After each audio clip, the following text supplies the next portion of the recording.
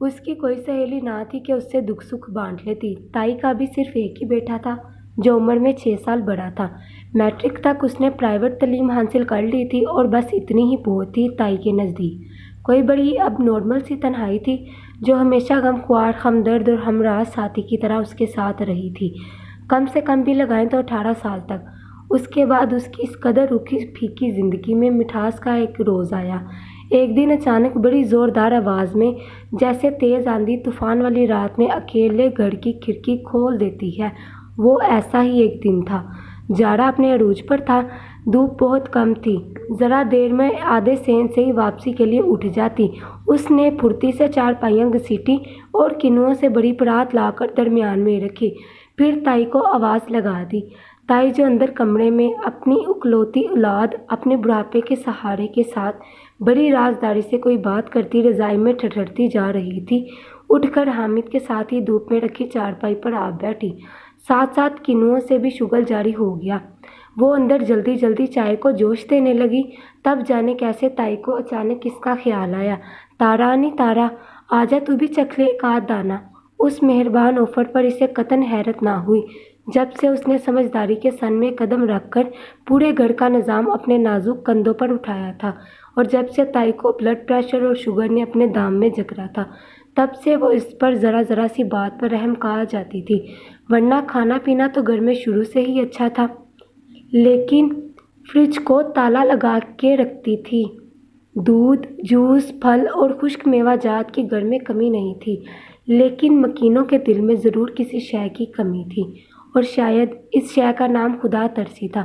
تو بات کیا ہو رہی تھی کہ اتنے خراب حالات میں پلنے والی نیک بی بی کے خوابوں میں بھی اس دن سے ایک شہزادہ بسنے لگا، جو سالوں سے اسے بھائی بھائی سا لگتا تھا لیکن بھائی نہیں بن سکا، اور پھر بد مزاج اور بد دماغ سا لڑکا اسے تنہائی کے ان لمحات میں مہربان ہو کر ملنے لگا جب وہ تھکن سے چور ہو کر بستر پر لیٹتی تھی۔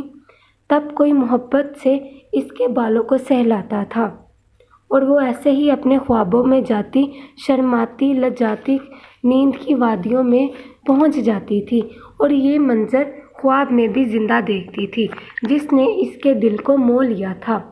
اس روز جاڑے کی سنہری دھوپ میں ہوا سے اڑتے اخروٹی بال اور بادامی آنکھوں نے اس کے دل پر اس انداز میں شب خون مارا تھا کہ وہ منہ کھولے بس دیکھتی رہ گئی۔ بڑی مشکل سے تائی کے بلانے پر ڈرتے جھجکتے ہوئے آ کر اس نے ایک کنو اٹھایا، اور ابھی ڈھنگ سے ہاتھوں میں سنبھال بھی نہ سکی تھی کہ وہ ہاتھ سے لڑکھڑا اور زمین پر گر گیا۔ وہ اور تائی کا بیٹا حامد ایک ساتھ اٹھانے جھکے تو ان کے سر آپس میں ٹکرا گئے۔ اف، زور کی چوٹ لگی تھی۔ اس کے منہ سے سی نکلی تو حامد نے ذرا ذرا نگاہوں میں ترس بھر کر اسے دیکھا۔ وہ زمین پر بیٹھی تھی اور یہ پلنگ پر بیٹھ کر اس کی طرف جھکا تھا۔ وہیں، بس وہیں وہ واردات پیش آئی جس نے اس کی نیندیں اجاڑ کر راتیں آباد کی، یا پھر اس کو اجاڑ کر خواب آباد کر دیے۔ زندگی گزارنے کے لیے یہ ایک اچھی مصروفیت تھی، کبھی خواب میں دیکھنا تو کبھی حقیقت میں، اور پھر بے انتہا خاموش نظروں سے بے حد آہستگی اور احتیاط کے ساتھ مسکرا دینا۔ یہی اس کی دنیا تھی، اور اسی دنیا میں زندگی جی اٹھی تھی۔ ہاں، تو بات کیا ہو رہی تھی کہ یہی اس کی دنیا تھی، اور اس دنیا میں زندگی تو جی رہی تھی۔ زندگی کو لوگ پانی کے بلبلے سے یوں ہی تو تشبیہ نہیں دیتے نا، کچھ تو بات ہوتی ہے جو بات کہی جاتی ہے۔ تائی بھی فقط چند مہینوں میں بانپ گئی کہ نین تارا کے نین تاروں کی طرح چمک رہے ہیں۔ کیوں بھئی، حالانکہ وہ بیٹیوں کی ماں نہیں تھی، لیکن ایک عدد گبرو جوان کی ماں تو تھی نا۔ اسی لیے کوئی بات کرتے کرتے اندر آئیں اور بولتے بولتے نین تارا کے سر پر ہی آن پہنچی، اتنی جلدی میں اتنے نزدیک کہ اس کے ہاتھ میں پکڑی کاپی کا ورقہ پلٹنے کی بھی مہلت نہ ملی، اور قلم کی ساری سیاہی زندگی بھر کے لیے اس کی شکل پر پوت دی گئی، کیونکہ پورے کاغذ پر ایک ہی نام وہی حروف کے ساتھ بکھرے ہوئے تھے، حامد حامد حامد۔ تائی نے آنکھیں سکیڑ کر چند لمحے اس کاغذ کو، پھر وحشت زدہ ہنی سی تار کو دیکھا، پھر اس کے بعد تو اللہ دے اور بندہ لے۔ آڑے ہاتھوں لیکن سیدھی پلاسٹک کی سخت چپلوں پر تائی نے اسے رکھ لیا اور اس وقت تک نہ چھوڑا جب تک خود حامد نے کمرے میں آ کر تائی کا ہاتھ نہیں پکڑ لیا، ورنہ عین ممکن تھا کہ بچپن سے مار کھا کر پلنے والی نین تارا کو اتنی چوٹ نہ لگتی، لیکن بڑھاپے کی دہلیز پر قدم رکھتی تائی کو اتنی محنت کرتے کرتے غش ضرور آ جاتا۔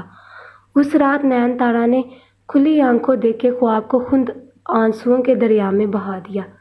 کچھ خواب شرمندہ تعبیر ہونے کے لیے نہیں دیکھے جاتے، وہ صرف خواب ہوتے ہیں اور خواب ہی رہتے ہیں، کیونکہ وہ زندگی نہیں ہوتے، فقط زندگی کرنے کا بہانہ ہوتے ہیں۔